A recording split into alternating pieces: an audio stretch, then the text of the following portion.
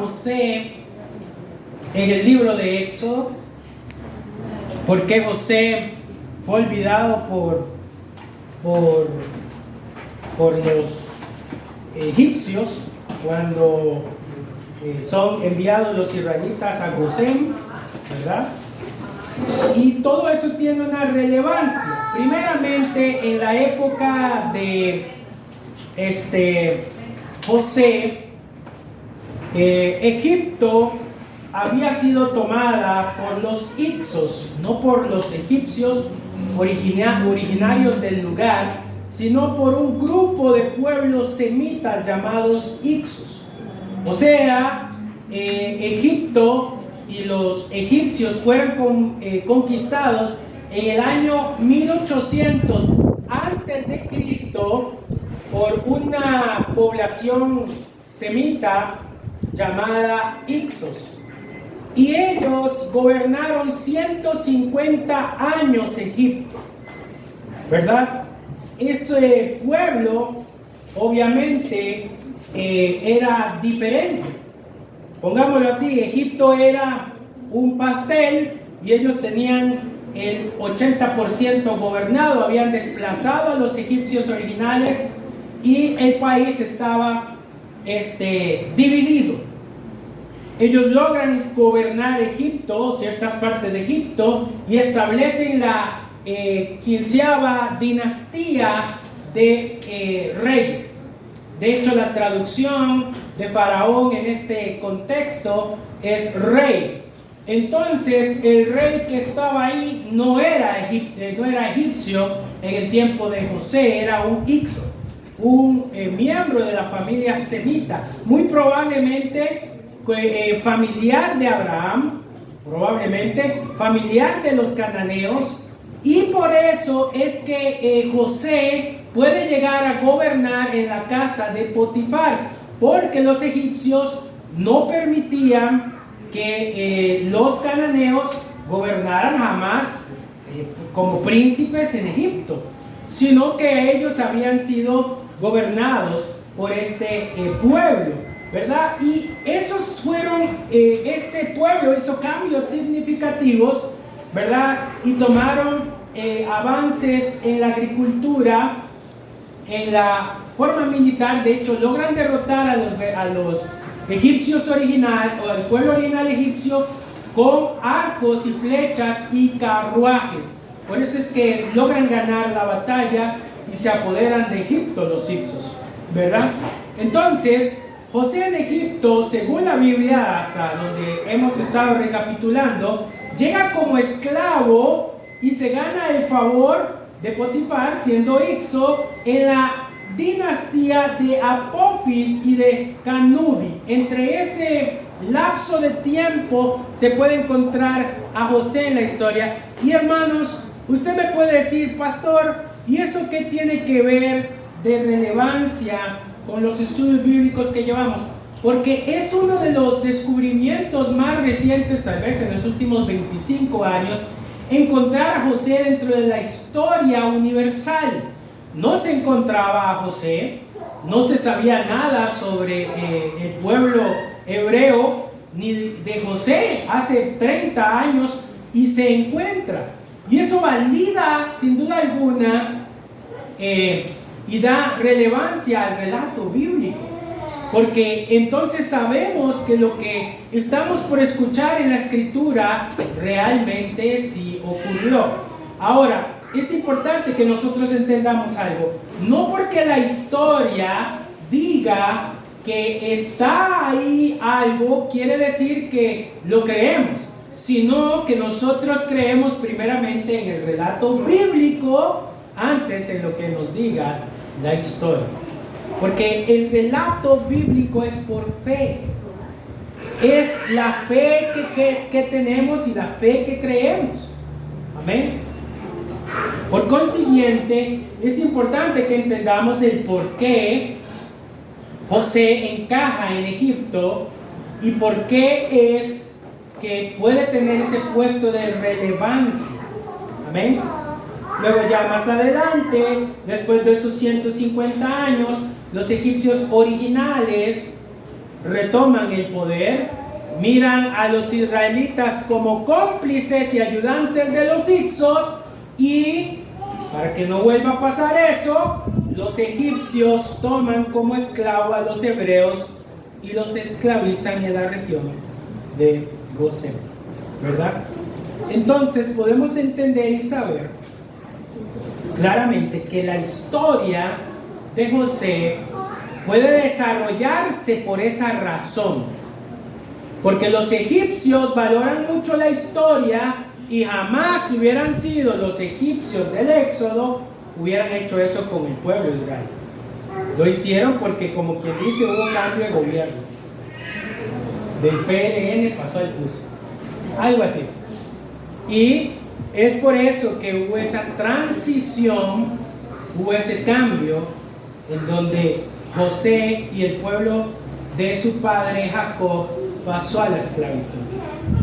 Hubo un cambio de gobierno y un cambio de situaciones que nos llevó a ver las cosas de una óptica diferente.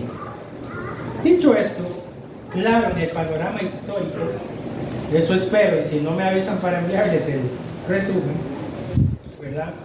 Creo que ahora en la tarde se los envío más o menos para que vean al menos un par de puntos de relevancia con respecto a la historia de José y de los Hicsos, y puedan ustedes tenerlo ahí en su base de datos histórica y poder comprender un poco mejor el por qué José pudo llegar a gobernar, y luego cómo es que en esas tierras se olvida su gran legado. Muy bien, dice: llevado pues José a Egipto, Potifar, oficial de Faraón, capitán de la guardia, varón egipcio, lo compró de los ismaelitas que lo habían llevado allá. ¿Recuerdan esa parte de la historia? José es vendido por sus hermanos. Sus hermanos, en vez de decidir matarlo y asesinarlo, prefieren venderlo como un esclavo, sacar provecho, un poco de ganancia del inútil de su hermano, que ellos lo veían así, y así poder también limpiarse sus manos y no tener la conciencia sucia de que lo habían asesinado. Esa fue la opción que ellos determinaron y prefirieron hacer antes de asesinarlo. Vender. Fue mejor para ellos vender. Fue mejor para ellos pasar por ese proceso en el cual no tenían ellos que responsabilizar su conciencia por mucho tiempo, y así deshacerse rápidamente de cualquier tipo de problema, ¿verdad? Entre ellos mismos no se culparían, y todos agarraron una pequeña parte de esas ganancias y la usaron en sus recreaciones perversas, porque los hermanos de José eran bien malos y muy probablemente la usaron en sus recreaciones perversas y malvadas. Entonces José, por el designio del Señor, amén, ¿cuántos saben que todas las cosas pasan por la voluntad de Dios y para la gloria de Dios? Es vendido como esclavo, termina en la casa de un oficial egipcio y empieza a trabajar tan bien, empieza a mostrar dotes de administración tan ordenados, siendo un empleado, un esclavo, mejor dicho, ejemplar. Se le es encomendada muchas responsabilidades, tanto así que es nombrado mayordomo. El oficio de mayordomo en aquellos días incluía administración de todos los bienes de un hogar. Ahora, no estamos hablando de desierto y una casa ahí, no, estamos hablando de un palacio. José era administrador de un palacio que tenía jardines, fuentes hermosas, adornos preciosos, tenían adornos de oro, de mármol, tenían adornos de captura de otros pueblos, habían tesoros que él tenía que administrar, había belleza en ese hogar, habían muchos recursos que ameritan el cuidado de un palacio. Amén. Entonces es importante que pongan mucha atención a ese aspecto. Había posibilidades de que si no hubiera sido José, hubiera sido otro el que administrara esos recursos, podía tomar mano robarlo y hacerse de buen botín, de buena riqueza. Era muy común que entre los esclavos se suscitaran esas cosas. De hecho, cuando José va a interpretar el sueño del copero real, hay muchas probabilidades de que ese copero hubiera terminado en la cárcel por robarle al rey oro. Y el panadero igual, y estaba en disputa hasta que Dios quisiera, porque cuando usted lo enjuiciaban en Egipto no era como que hubiera un recurso de amparo en donde la justicia fuera pronta y cumplida. A veces usted se podía quedar ahí años en la cárcel, en la fosa asquerosa e inmunda que era esa cárcel, y hasta que se pudriera, o bien que lo llamaran y lo mataran, ¿verdad? Entonces, muy importante tomar en cuenta estos detalles. José estaba en un lugar real. Y dice la escritura 2, mas Jehová estaba con José. ¿Quién estaba con José? Jehová. Y fue varón próspero y estaba en casa de su amo en Egipto. Y vio su amo que Jehová estaba con él, y que todo lo que él hacía, Jehová lo prosperaba. Todo. Aquí vemos una vida dedicada de José al Señor, tanto que su dueño podía percibir la fe y la religión de José. Muchas personas debemos de entender algo que es muy importante. Es cierto que nuestra conducta habla de nuestra fe cristiana, pero hermanos, no olvidemos que también tenemos que testificar con nuestra boca. Importantísimo. No debemos de decir, no, en el trabajo todo el mundo sabe que yo soy cristiano, pero yo no les hablo mucho del Señor.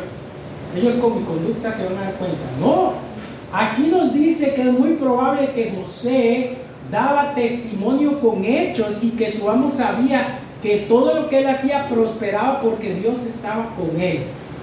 Así que el amo tenía que ver que José oraba, buscaba al Señor, caminaba rectamente, glorificaba a Dios con sus acciones. Había una vida de testimonio y relación y congruencia entre las palabras de José y lo que él creía.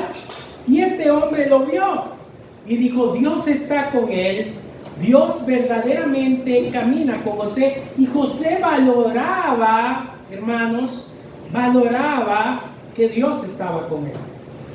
Cuidaba el hecho de que Dios estuviera con él. Anhelaba la integridad que tenía él con Dios. La anhelaba. Por lo tanto, dice así, versículo 4, así halló José gracia en sus ojos y le servía.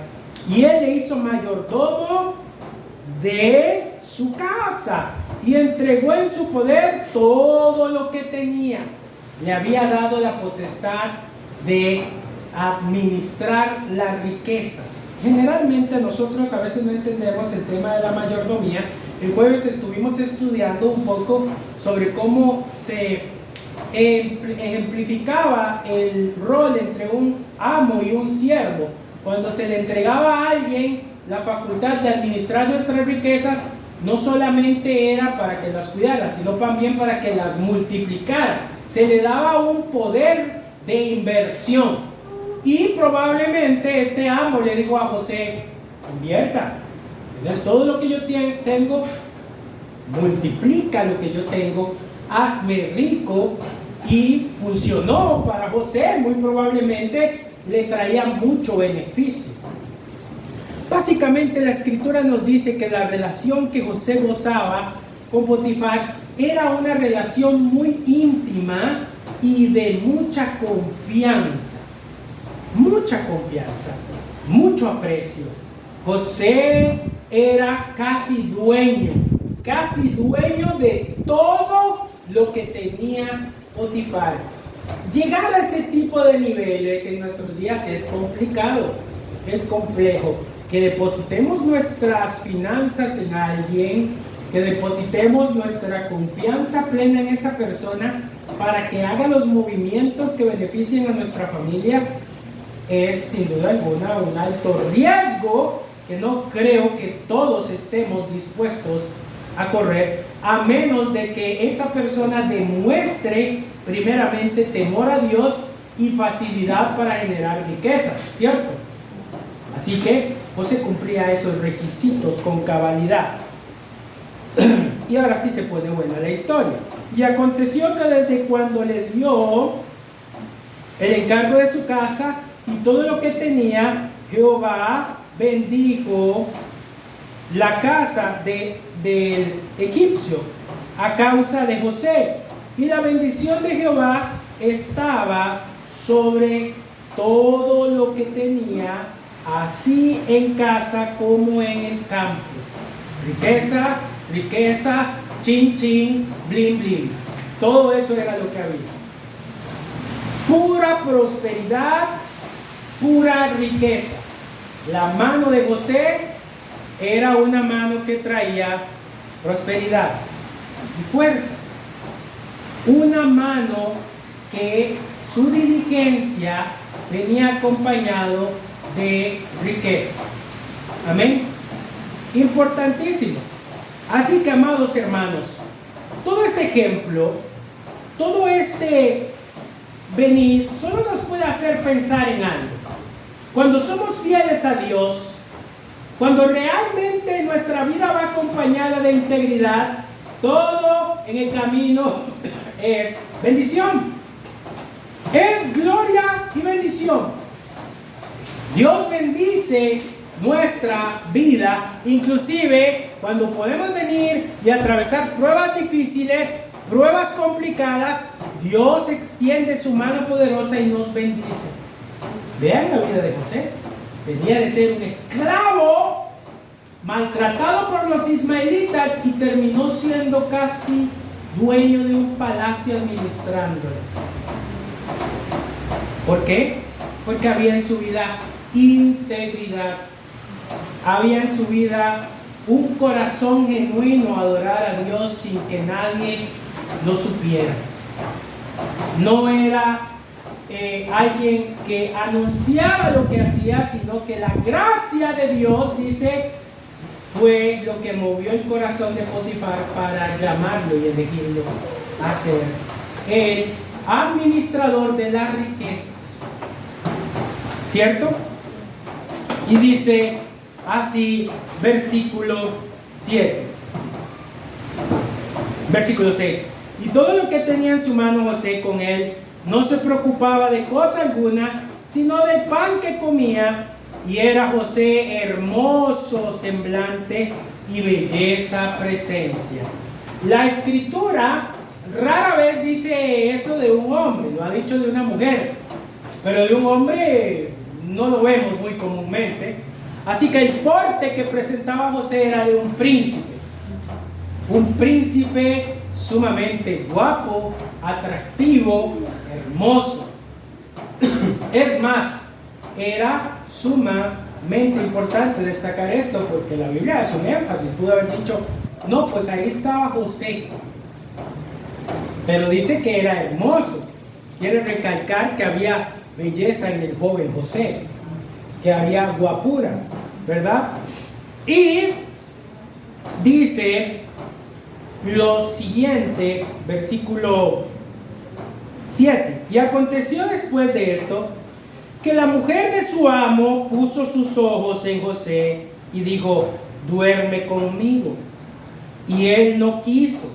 Y dijo a la mujer de su amo, he aquí que mi señor no se preocupa conmigo de lo que hay en casa, y ha puesto en mi mano todo lo que tiene. No hay otro mayor que yo en esta casa, y ninguna cosa me ha reservado sino a ti. El primer encuentro con la esposa de Potifar se da así: una seducción tentadora por parte de ella a invitarlo a su recámara, a invitarlo a traicionar a su amo. Importantísimo, había más lealtad por parte de José con Potifar que la lealtad de su esposa a Potifar. Qué tremendo, ¿verdad? Era leal. Amén.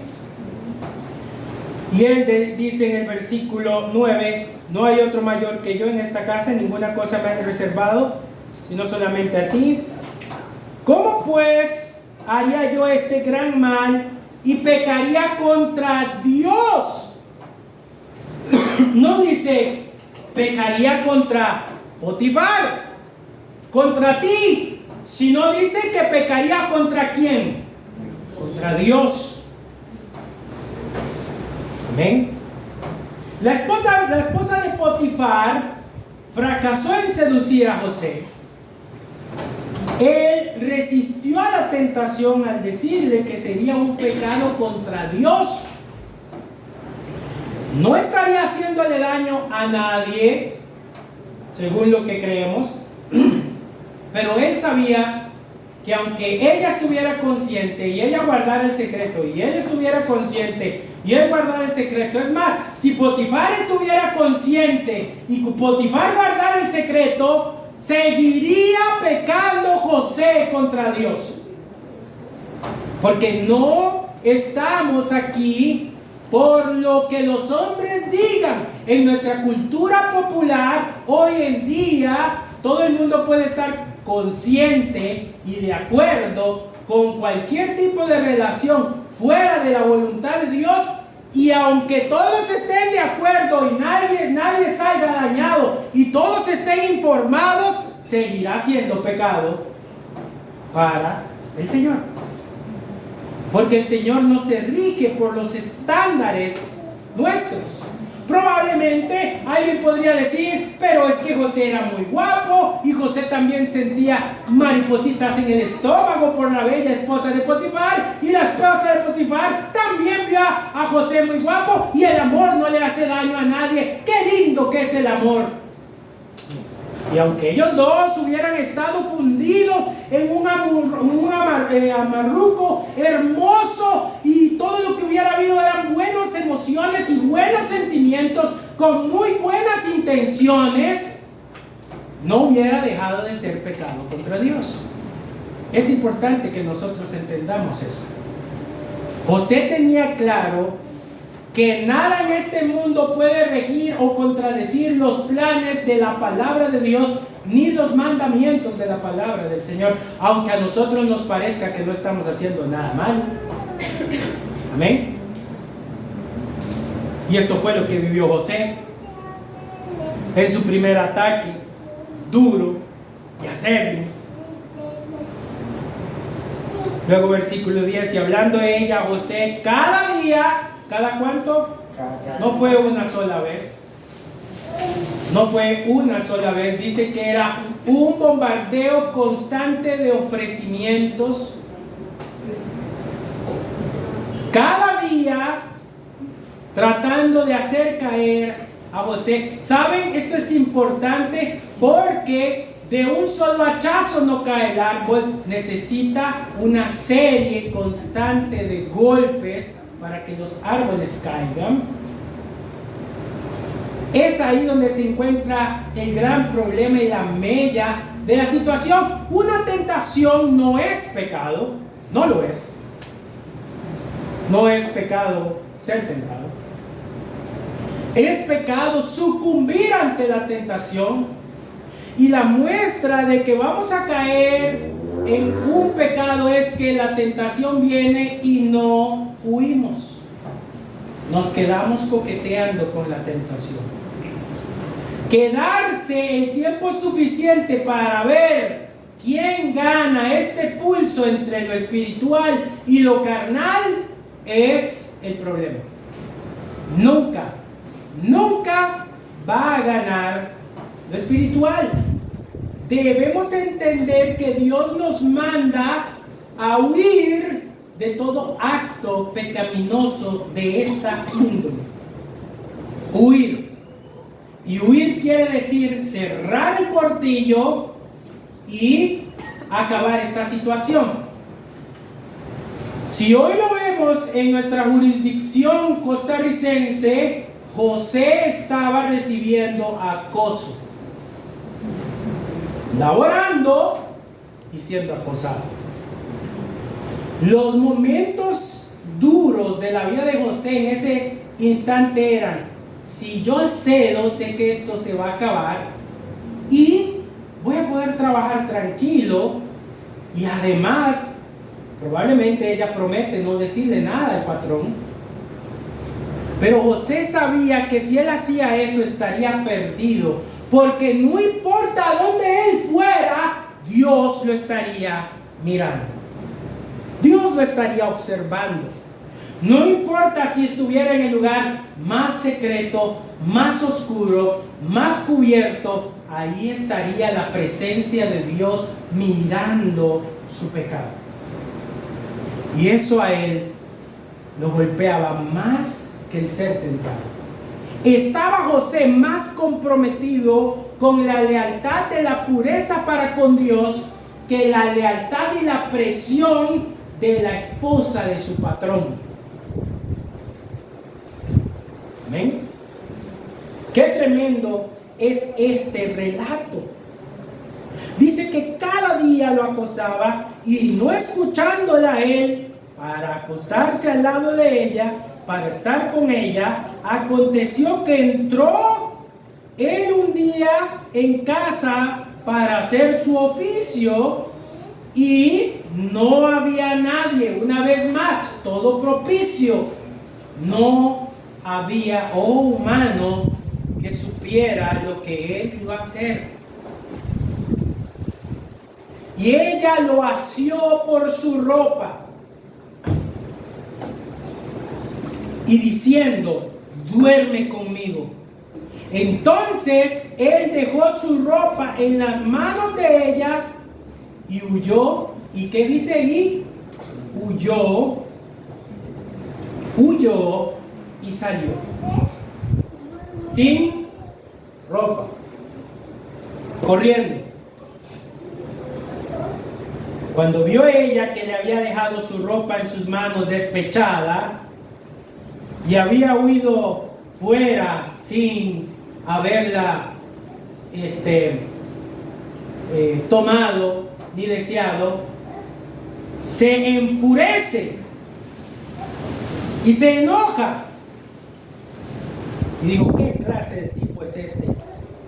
Llamó a los de su casa y habló diciendo: mira, nos ha traído un hebreo para que hiciese burla de nosotros.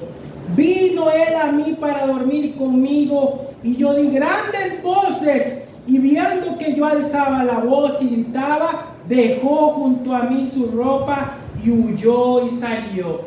Mintió ella. Mintió.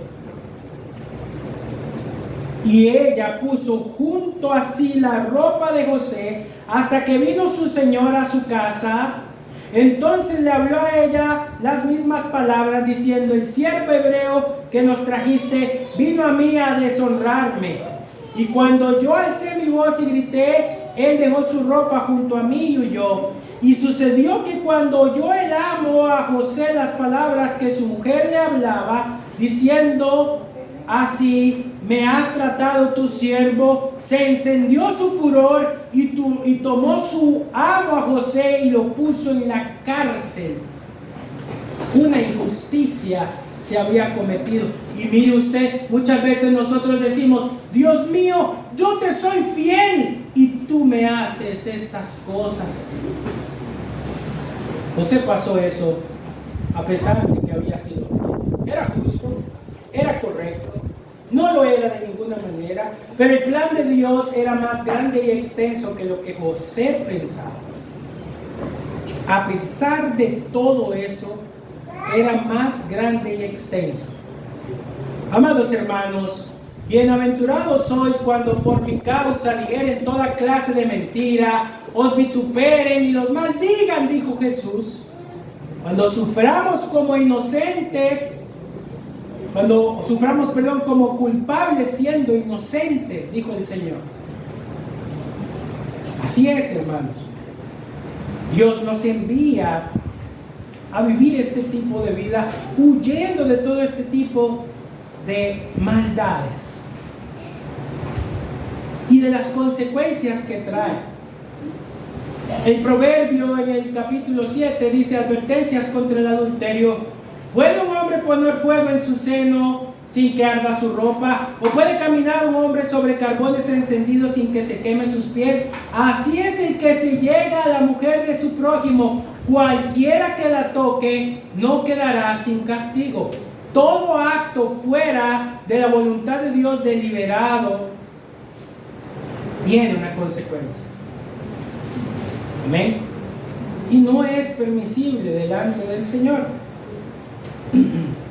Para terminar con la historia de José, nos dice así: pero Jehová estaba con José, versículo 21, y le extendió su misericordia y le dio gracia a los ojos del jefe de la cárcel, y el jefe de la cárcel le entregó en mano de José el cuidado de todos los presos que habían en aquella prisión.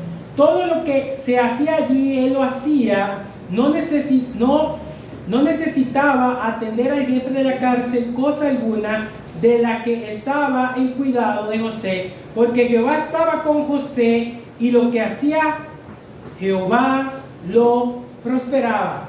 Miren qué interesante es esto. Nosotros podemos tener una vida complicada, difícil y compleja, pero cuando somos fieles al Señor, el Señor siempre nos pone a gobernar, o en un palacio o en la prisión más mugre que pueda haber en este mundo, pero el plan de Dios al final siempre se cumple. Nadie va a quitar el lugar donde Dios nos está mandando a servirle. Amén. Somos inocentes, Dios nos recompensa. Ahora, hermanos, ¿cómo contextualizamos esto? ¿Cómo podemos nosotros entender esto quizás en un contexto más cercano? Bueno, vayamos al libro de Efesios, que ese es el mensaje que realmente queremos dar en esta mañana. En Éfeso, en la ciudad de Éfeso, hay uno de los templos más grandes del mundo. Si usted algún día tiene la dicha de poder viajar a Éfeso o Grecia como país, ir al templo de Artemisa, se dará cuenta que está el templo que es una de las 7 maravillas del mundo. Este templo es enorme. Y en Éfeso los cristianos tenían una lucha fuerte cultural, porque era lícito delante de los ojos de los gobiernos que hubieran ciertas prácticas de esta índole lícitas, y no había ningún problema con que las personas las practicaran, desórdenes de todo tipo. Y Pablo se enfrenta a esto a través de la carta que le envía a los Efesios.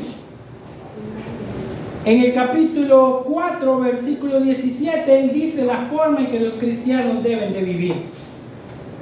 Andad como hijos de luz. Capítulo 5 dice: imiten a Cristo. Sed pues imitadores de Dios como hijos amados, y andad en amor como también Cristo os amó. Y eso implica que debemos de vivir una vida de intimidad que refleje el amor y la santidad de Cristo y la pureza de Cristo, evitando la fornicación y la inmoralidad.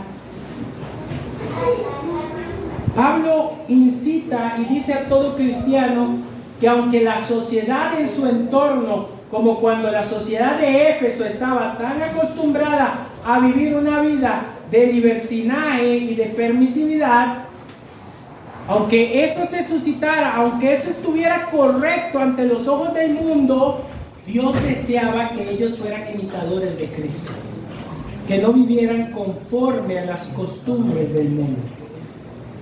Hay hoy en día entre los jóvenes una lamentable frase que debemos de erradicar de nuestro comportamiento cristiano, que es: todo el mundo lo hace.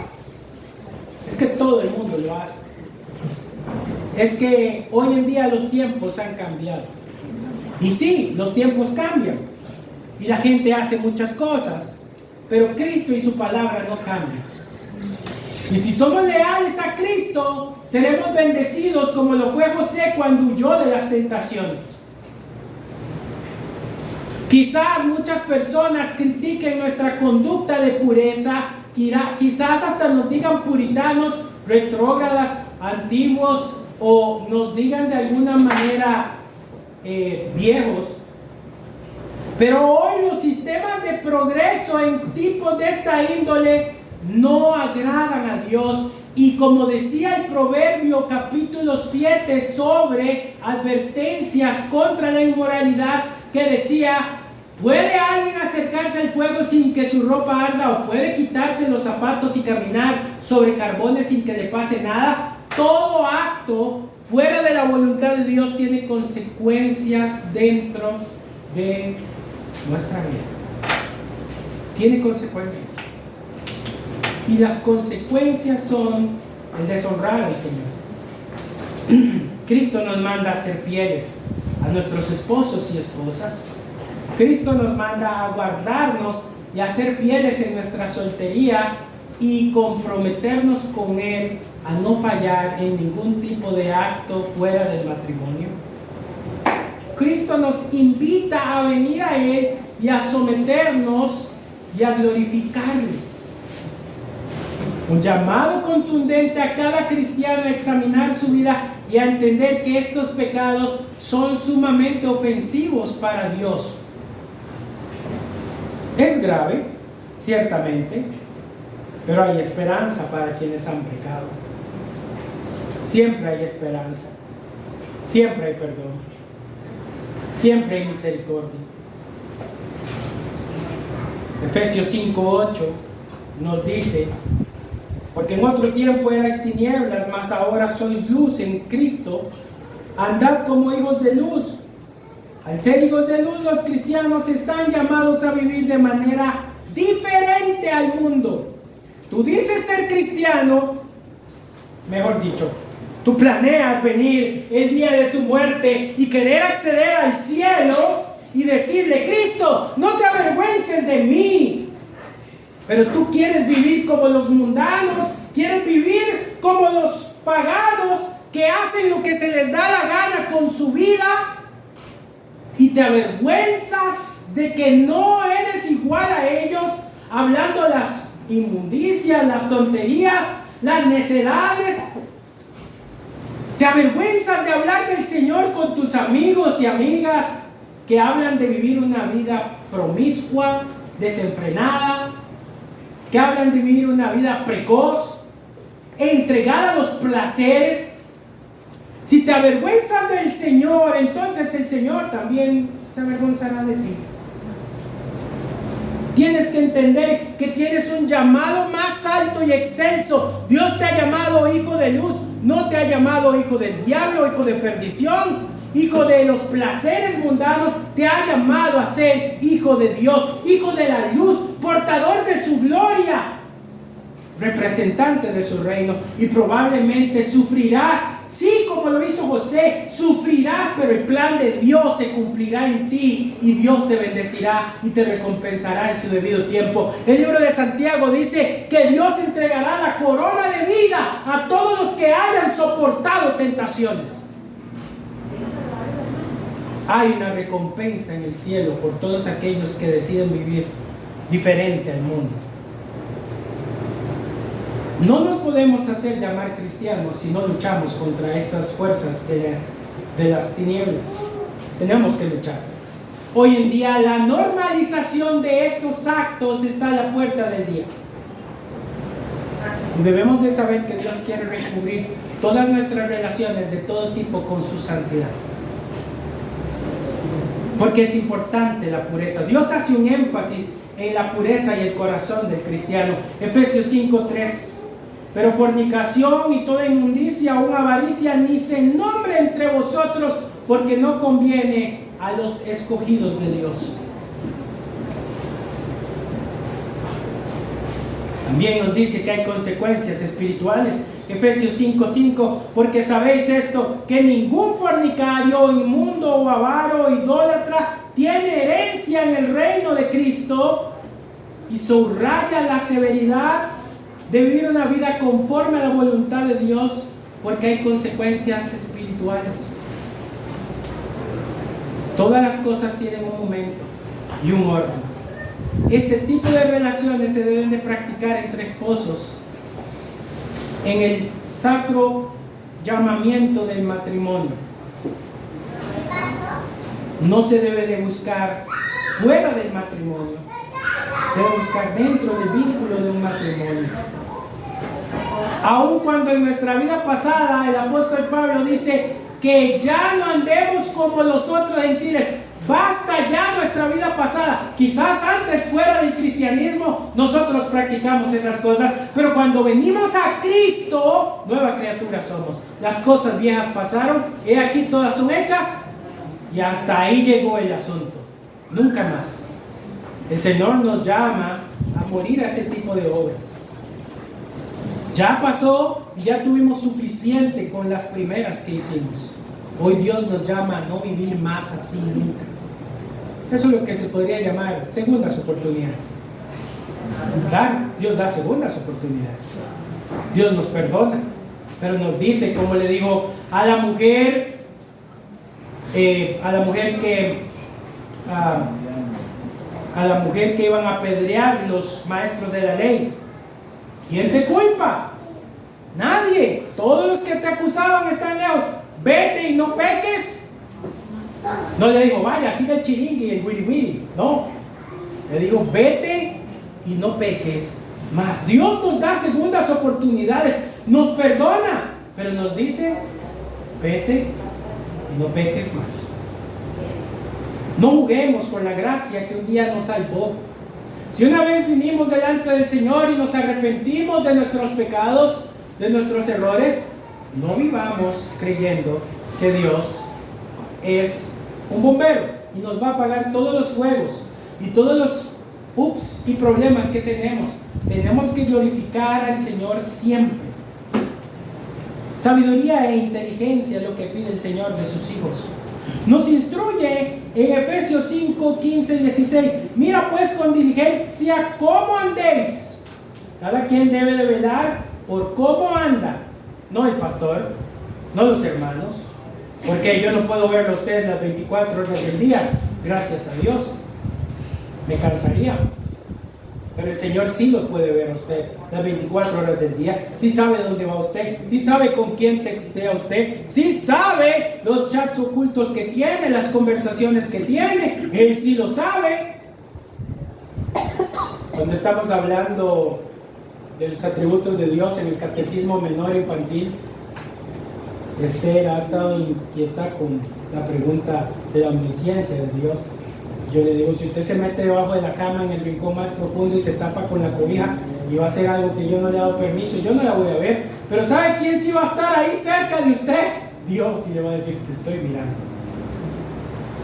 Porque no puedes escapar de Dios. Dice el Salmo 139, si me fuera a los extremos del cielo, ahí estarías tú. Y si bajara a lo más profundo de la mar, llegando hasta el Seol, ahí estarías tú. Y el Señor responde en todas las ocasiones, ahí estaría yo. Y algunos dicen, qué lindo, nunca el Señor me va a abandonar, aleluya. Pero cuando se trata del pecado, muchos quieren más bien que Dios no esté ahí, porque Dios siempre los va a estar mirando. Dios siempre va a estar ahí. Por eso dice la Escritura, miren con diligencia cómo andan, no como necios, sino como sabios. Aprovechen bien el tiempo porque los días son malos. Esto refleja la elección de tener relaciones sanas, no como necios. Los necios se reúnen para hacer necedades y para pecar contra el Señor. Los sabios buscan edificar su vida y huir de la fornicación y del adulterio. Hay un énfasis añadido en toda la Escritura que nos dice la palabra huir. Huir requiere una salida rápida contra el pecado de esta índole, porque nadie puede ponerse a jugar un pulso con este tipo de pecados.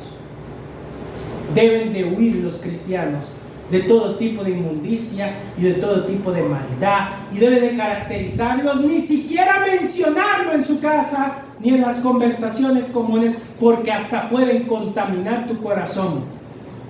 Te contaminan. Y finalmente, Efesios 5:20 dice: dando gracias por todo a Dios y el Padre de nuestro Señor Jesucristo. La vida cristiana se caracteriza por la gratitud, lo que se extiende a las relaciones humanas y a la vida sexual, que debe de ser sana y saludable. Un reflejo de un corazón agradecido con Dios muestra que no desea caer en este tipo de tentaciones. Amados hermanos, vamos a decirlo así, no somos precisamente un museo de santos, porque todos cuando venimos a Cristo vivíamos una vida pecaminosa, y Pablo lo sabía. Se lo estaba predicando a los Efesos, que tenían un templo, el cual que para rendir culto a esa diosa tenían que pagar para servicios de esa índole, y era culturalmente normalizado. Le estaba diciendo a los cristianos: dejen de comer como si fueran ticos gallo pinto. Pero literalmente era una costumbre caer en ese tipo de pecados en el tiempo de Éfeso. Era una costumbre cultural, religiosa. Es más, era parte de su idiosincrasia. Si querían tener comunión con otros pobladores, tenían que ir al templo y practicar este tipo de maldad. Era tanta presión social, tantos kilos de presión social, amados hermanos, que Cristo lo que manda a los cristianos es a luchar contra esto.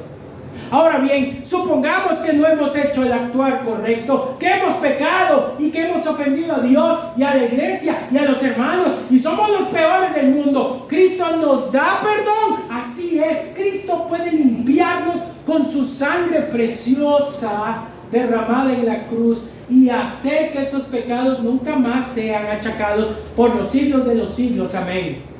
Pero Él nos dice: no pisoteen, en el libro de Hebreos, no pisoteen la gracia de la sangre de Cristo que una vez los salvó, porque muchos en la antigüedad lo hicieron y apostataron, y no hay perdón para quien pisotee la sangre de Cristo. El Señor nos puede perdonar, pero no podemos estar jugando con el Señor, porque el Señor es un Dios celoso que nos compró una vez con precio de sangre. Quiere que el cristiano luche contra esto, que se rinda al Señor, que pida perdón por sus pecados.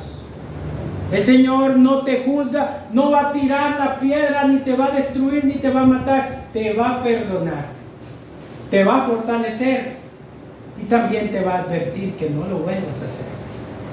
Porque el Padre a quien toma por hijo castiga. Solamente aquellos que no son hijos de Dios no reciben corrección, no reciben el llamado. Y vean lo que dijo Jesús: ustedes no vienen a la luz para que sus obras no sean expuestas. Y esa es su condenación, que amaron más las tinieblas que la luz. No fue que el Hijo los condenó, no fue que el Hijo les dijo: váyanse de aquí, inadecuados, inaceptados. Él les dijo: venid a mí, y no quisieron venir. Yo les doy perdón, y no quisieron el perdón. Yo les doy gracia, y los cambio, y los corrijo, y no quisieron.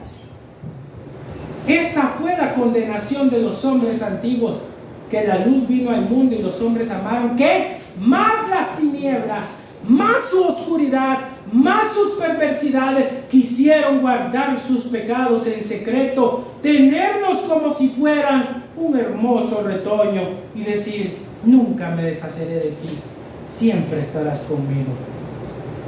Esa fue su maldición, ese fue su castigo, porque pudieron ser libres, y pudiendo ser libres, no vinieron al Señor.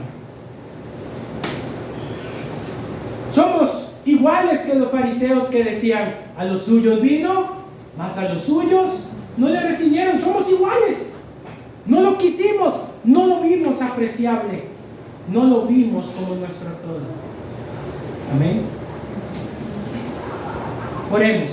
Y demos gracias al Señor porque hay perdón, misericordia y salvación, aun cuando hemos pecado en esa forma.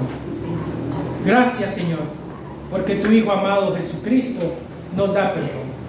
Porque en medio de un mundo de tantas malas noticias, hay la buena noticia de la salvación. En medio de un mundo de tanta perversidad, de tanta opresión, hay esperanza en Cristo Jesús. Gracias, Señor, por tu Hijo amado. Gracias, Señor, por la muerte en la cruz. Gracias por esta grey que has levantado y la compraste y la santificas, la perdonas, la salvas y la guardarás hasta el día de Jesucristo. En el nombre de Jesús. Amén y amén. Hermanos, recordemos nada más las últimas reuniones de este año. 7 de diciembre, reunión de jóvenes. 7 de diciembre, reunión de